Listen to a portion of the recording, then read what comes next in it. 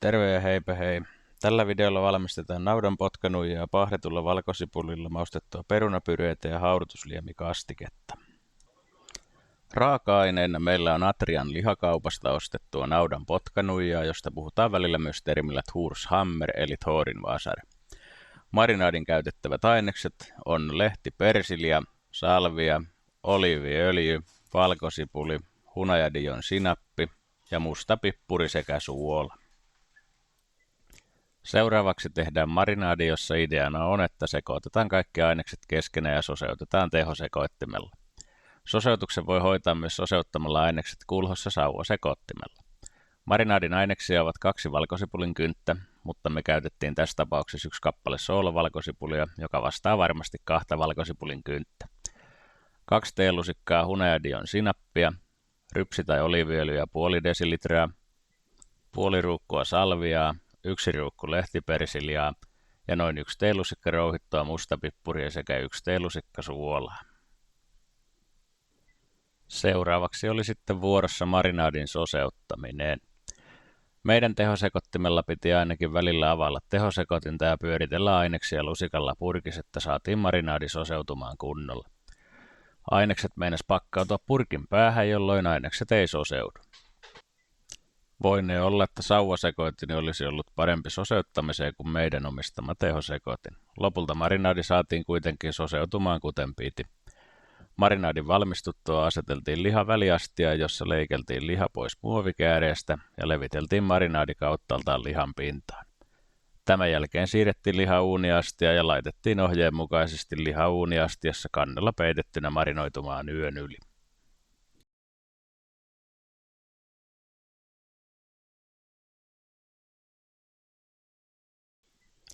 Yön yli marinoituun lihaan ripotellaan joka puolelle hyppysellinen suolaa samalla kun kuumennetaan öljyä ja valmiiksi paistinpannulla.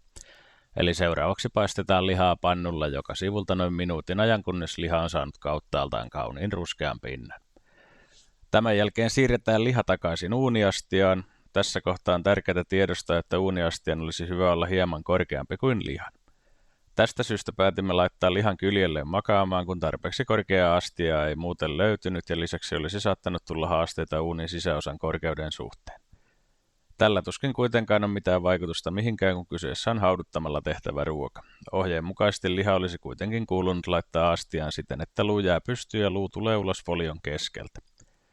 Tässä kohtaa myös poikettiin ohjeesta siltä osin, että käytimme astian kantta folion sijasta. Tämän jälkeen lämmitetään haluttu liemi, johon me käytettiin Kivikylän soosimerkkistä pahdettua lihalientä. Liemi voisi olla myös esimerkiksi kanalientä, kasvislientä tai puhdasta vettä.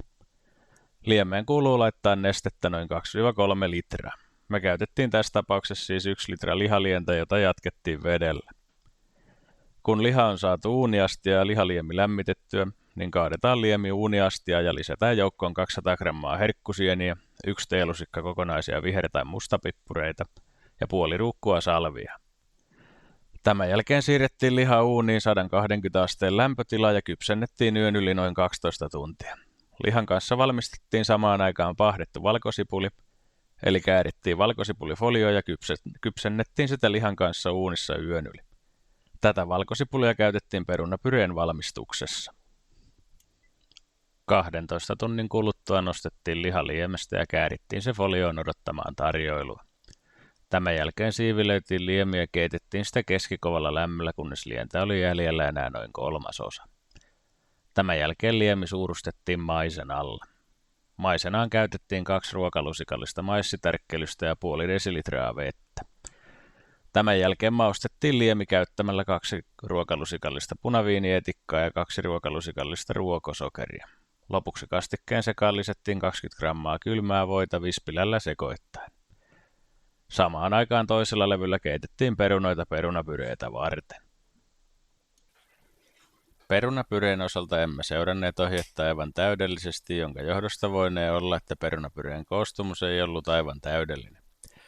Koostumuksella ei kuitenkaan ollut vaikutusta makuun, eli ei siitä sen enempää.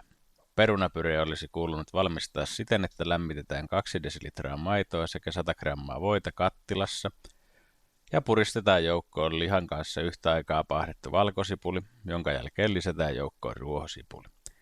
Kun nämä ainekset on saatu kattilaan, soseutetaan perunat maitoseoksen kanssa ja maustetaan lopuksi teelusikallisella suolaa. Valitettavasti valmista annoksesta ei tullut otettua videota tai kuvaa, kun alkoi olla jo sen verran kova nälkä, että piti siirtyä syömisen äärelle.